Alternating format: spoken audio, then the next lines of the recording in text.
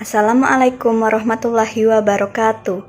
Perkenalkan, nama saya Nia Hamdaini dengan NIM 2023143633 dari kelas 2Q dari Prodi PGSD. Pada kesempatan kali ini saya akan mempresentasikan tugas presentasi saya dengan dosen pengampu Dr. Haji Hendra Wijaya, SAG, MPDI.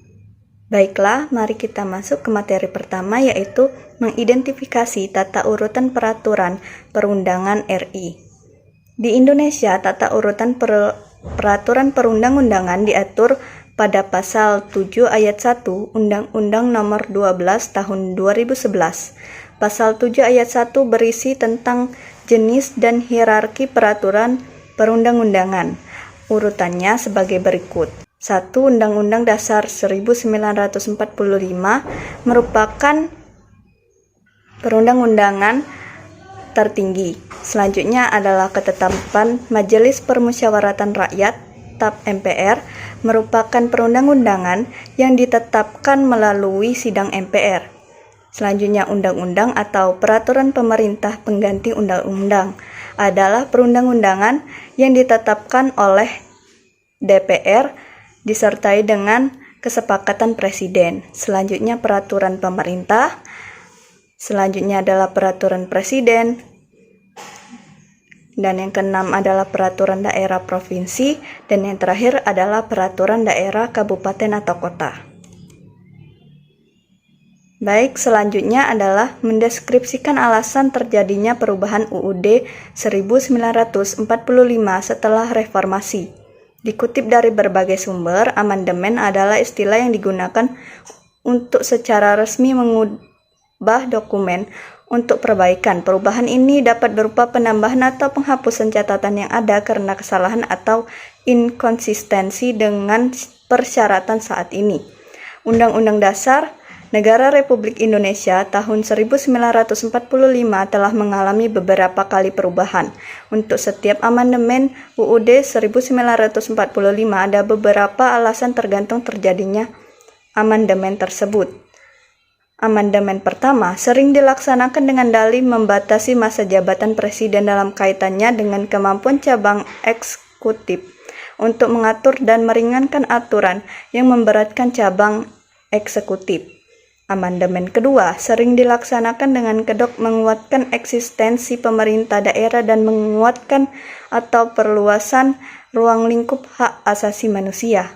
Amandemen ketiga sering dilaksanakan dengan kedok perbaikan sistem dan aturan lembaga negara seperti pemilihan presiden, sistem bikameral, dan lain-lain. Amandemen keempat biasanya dibuat dengan dalih memperbaiki bagian-bagian yang masih lebih buruk dari revisi sebelumnya. Setiap amandemen ditujukan untuk menyempurnakan UUD 1945 agar tercapai tujuan nasional, kemakmuran bersama, dan perlindungan hak asasi manusia sesuai dengan peradaban. Selanjutnya, mengklasifikasikan isi Undang-Undang Dasar 1945 setelah amandemen. Hasil amandemen UUD 1945 yang pertama dengan rincian sebagai berikut. Pasal 5 ayat 1 hak presiden untuk mengajukan RUU kepada DPR. Pasal 7 pembatasan masa jabatan presiden dan wakil presiden. Pasal 9 ayat 1 dan 2 sumpah presiden dan wakil presiden. Pasal 13 ayat 2 dan 3 pengangkatan dan penempatan duta. Pasal 14 ayat 1 pemberian gerasi dan rehabilitasi. Pasal 14 ayat 2 pemberian amnesti dan abolisi. Pasal 15 pemberian gelar, tanda jasa dan kehormatan lain. Pasal 17 ayat 2 dan 3 pengangkatan menteri. Pasal 20 ayat 1 sampai dengan 4 Dewan Perwakilan Rakyat DPR. Pasal 21 hak DPR untuk mengajukan rancangan undang-undang RUU. 2. Amandemen UUD 1945 yang kedua. Hasil amandemen UUD 1945 yang kedua ditetapkan pada Agustus tahun 2000, mencakup 25 pasal dalam 7 bab. Berikut ini beberapa perubahan amandemen UUD 1945 yang kedua. Bab 6 mengenai pemerintah daerah. Bab 7 mengenai Dewan Perwakilan Rakyat. Bab 9A mengenai wilayah negara. Bab 10 mengenai warga negara dan penduduk. Bab 10A mengenai hak asasi manusia. Bab 12 mengenai pertahanan dan keamanan. Bab 15 mengenai bendera, bahasa, lambang negara, serta lagu kebangsaan.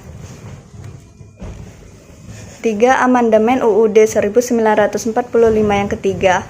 Hasil amandemen yang ketiga mencakup 23 pasal dan 7 bab dengan rincian sebagai berikut. Bab 1 mengenai bentuk dan kedaulatan, bab 2 mengenai MPR, bab 3 mengenai kekuasaan pemerintahan negara, bab 5 mengenai Kementerian Negara, bab 7A mengenai DPR, bab 7B mengenai pemilihan umum, bab 8A mengenai BPK. Selanjutnya, amandemen UUD 1945 yang keempat memberikan perubahan penting dalam struktur dan substansi UUD 1945. Dalam perubahan keempat ini, Dewan Pertimbangan Agung dihilangkan, kemudian memindahkan pasal 16 ke dalam bab 3 tentang kekuasaan pemerintahan negara. Berikut ini hasil amandemen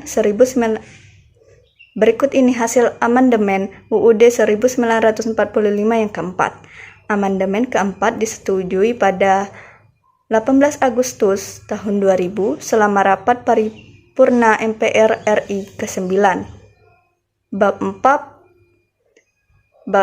yang berjudul Dewan Pertimbangan Agung dihapuskan. Terdapat perubahan substansial pada pasal 16. Pasal 16 yang telah diubah ditempatkan dalam bab 3 yang membahas kekuasaan pemerintahan negara. Baiklah, selanjutnya adalah kesimpulan. Amandemen UUD 1945 tidak hanya berkaitan dengan sistem pemerintahan, melainkan juga soal hak hidup warga negara. Pasal-pasal yang diubah tidak hanya berkaitan dengan sistem pemerintahan, melainkan juga soal hak hidup warga negara. Sejak disahkan sebagai Undang-Undang Dasar Negara pada 18 Agustus 1945, terjadi 4 kali amandemen UUD 1945. Perubahan Undang-Undang Dasar Negara bertujuan untuk menyempurnakan aturan dasar kehidupan berbangsa dan bernegara sesuai kebutuhan dan perkembangan zaman. Baiklah, itu tadi presentasi dari saya. Saya akhiri. Wassalamualaikum warahmatullahi wabarakatuh.